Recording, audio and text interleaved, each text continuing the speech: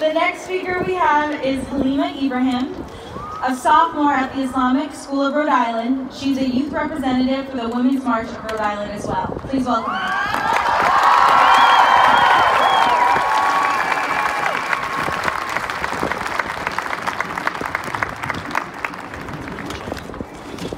Hello everyone, my name is Halima Ibrahim. I'm a 10th grader at the Islamic School of Rhode Island and the youth representative for Women's March RA. When I originally sat down to write this speech, I found it very difficult to get my words out in a way that accurately expressed my emotions and opinions on the subject of gun control in safe schools. I was left with a blank piece of paper, unable to produce a single word.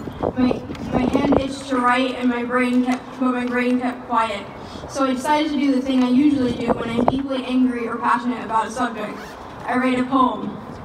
Once I shifted my thinking, the words started to flow, seemingly endless. I was left with this, what I hope to be a wake-up call to our country's government officials and citizens to let them know that we mean business and we demand change.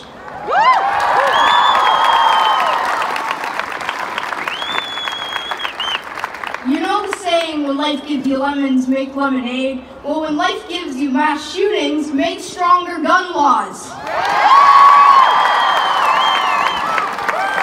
Australia understands that, so does Canada and the UK, so why can't our government? Because we have a piece of paper written 227 years ago, giving people the ability to own weapons at a time when there was no police force, when people had to hunt for their foods, and rifles could only shoot up to 3 rounds per minute, with a maximum accuracy range of 15 meters. But today, an AR-15 can shoot up to 45 rounds per minute, with a maximum accuracy range of 550 meters. Here's an idea: since gun technology has changed, how about we change our laws too?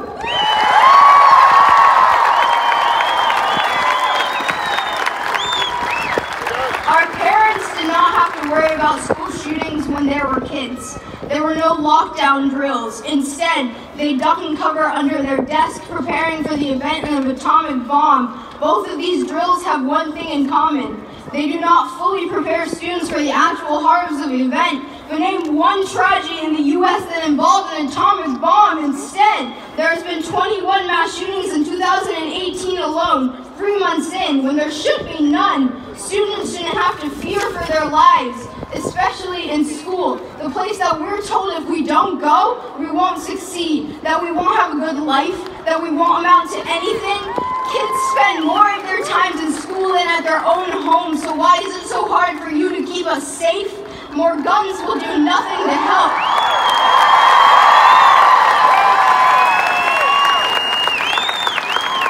More guns will do nothing to help. They will not protect us. Guns are only tools of destruction used to take lives away, they say. Letting more good guys have guns will decrease the amount of bad guys with guns. But how are we supposed to tell the difference between them? What is there to stop us from focusing on the weapon at hand, not the welder? Whether your intention is to defend or to harm by firing, you're still taking someone's life away. That is not a good thing. And what gives you the right to decide whose life is worth living and who's better off dead?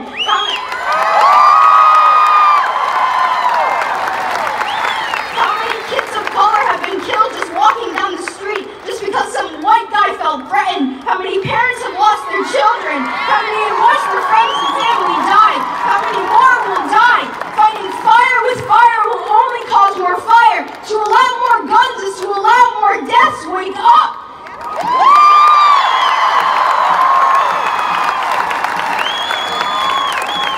Giving teachers guns in schools just normalizes the ideas of school shootings. It makes it something we need to worry about. It makes it more common than it should be. It makes it something we're supposed to expect instead of stopping it altogether. Wake up! School shootings are not an old thing. It wasn't something people needed to worry about. Do not let this become normal. Wake up!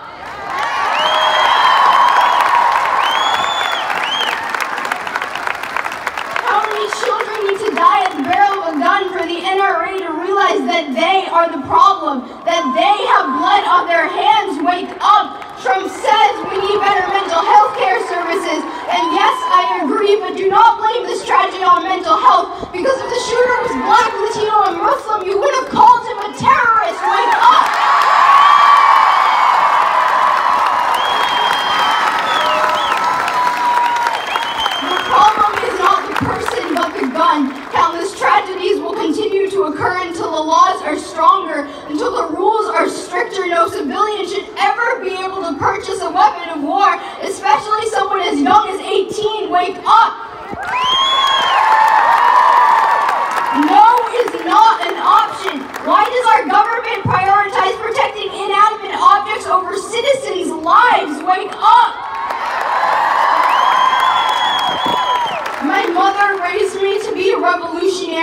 The word revolution has presented itself in almost every part of my life.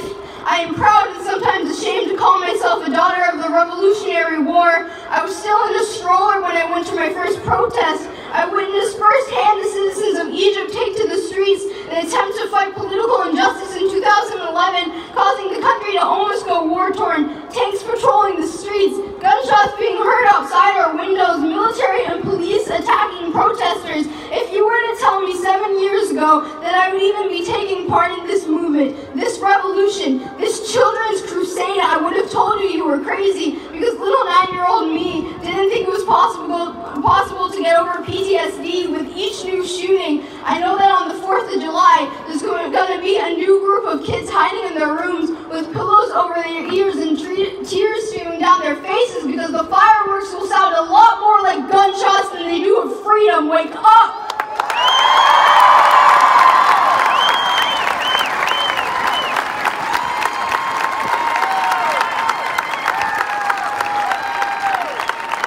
Listen to the young people. Include us in political discussions. Let us have a voice. We know more than you give us credit for. We are not props. After all, we are the next generation of law